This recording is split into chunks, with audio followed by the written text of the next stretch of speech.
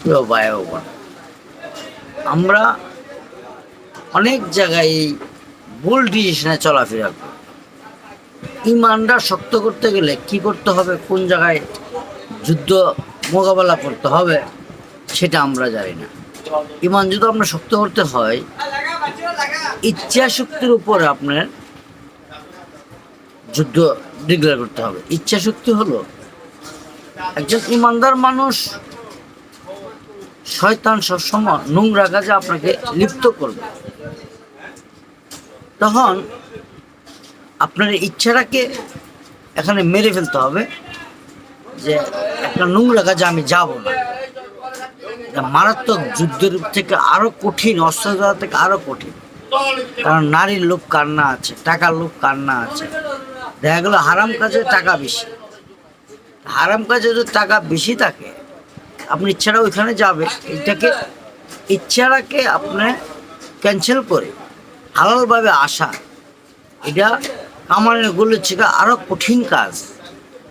আমরা সবসময় বলি জীবন মানে যুদ্ধ না। জীবন তো যুদ্ধ নয়, জীবন জীবনের মতে পরিচালনা হবে। হায়াত, মত, রিজিক আল্লাহ সৃষ্টি করেছে।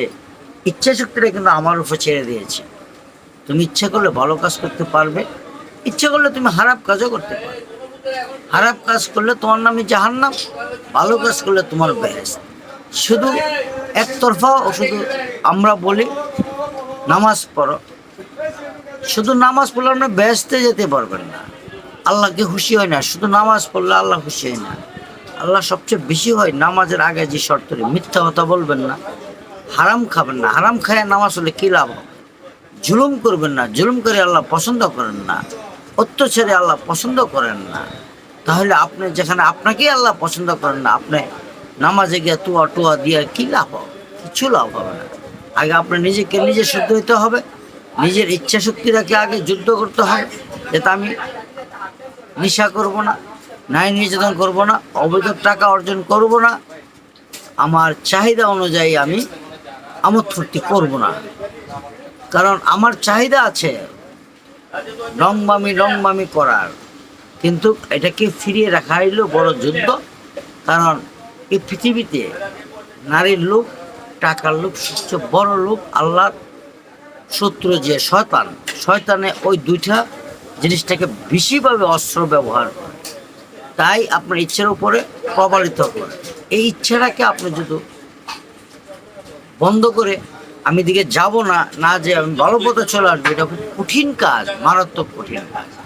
এটি হলো বড় যুদ্ধ। আমরা প্রত্যেকটা মানুষে আমরা বোঝাই, কি করি, বাবারে তুমি যাই করো নামাজ পড়। যাই করলে নামাজ হবে না। কারণ 100 লিটার দুধের মধ্যে যদি আপনি সামান্য 2 ফোঁটা ছানা ছেড়ে দেন, দুধটি নষ্ট হয়ে যাবে। কারণ নাফাক আর পাক একত্র থাকতে পারে না।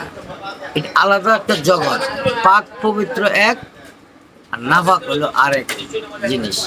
আপনি যতই দোয়া মোছা করেন, যতই পবিত্র হইতে চান, যদি আপনার নাপাক গায়ের বেজে থাকে, যতই কাম হন, যতক্ষণ পর্যন্ত ওই নাপাকটাকে পরিষ্কার করবেন না, ততক্ষণ আপনার পবিত্র হতে পারবেন না।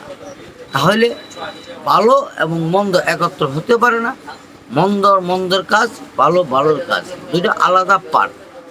কখনোই আমরা এই মন্দ এবং ভালো একত্র করে ফেলে কি বলি, ভালো মন্দের তো মানুষ। ভালো মন্দের মানুষটা কি বোঝাচ্ছে? মানুষের মধ্যে মন্দ আছে, মানুষের মধ্যে ভালো আছে, সেইটা বোঝাচ্ছে। একজন মানুষ মন্দ এবং ভালো চলতে পারে না। ভালো মানুষ সবসময় ভালোই থাকে, মন্দ মানুষ সবসময় মন্দই থাকে। মন্দ আর ভালো একত্র হয় না। কারণ আপনি হারাম খাইয়া নামাজের দাঁড়ালে নামাজ আল্লাহ কবুল করবেন না, তাহলে নামাজ আপনার কাছে নাই। তাহলে মন্দ এবং ভালো একত্র করতে পারছেন? পারেন না। আর যারা অরিজিনাল নামাজি, যারা অরিজিনাল হক ইমানে চলে, তারা কখনোই হারাম কাজ করতে পারে না। ওখানে গেলে 14,000 সালাম দেয়, বাপরে আমার দ্বারা সম্ভব নয়, এই কাজ আমার দ্বারা সম্ভব নয়, এই কাজ যার দ্বারা সম্ভব নয়। এই জন্যই বলি কখনোই ভালো এবং মন্দ একত্র হতে পারে না। তাই সবসময় আমরা ইচ্ছা শক্তির উপরে যুদ্ধ করব, যুদ্ধ থাকবো। এটি হলো আমাদের ওয়াদা, এটি আমাদের উদ্দেশ্য এবং আদর্শ থাকতে হবে। তারপরে আল্লাহ দেখবেন আপনার প্রতি খুশি। আসসালামু আলাইকুম।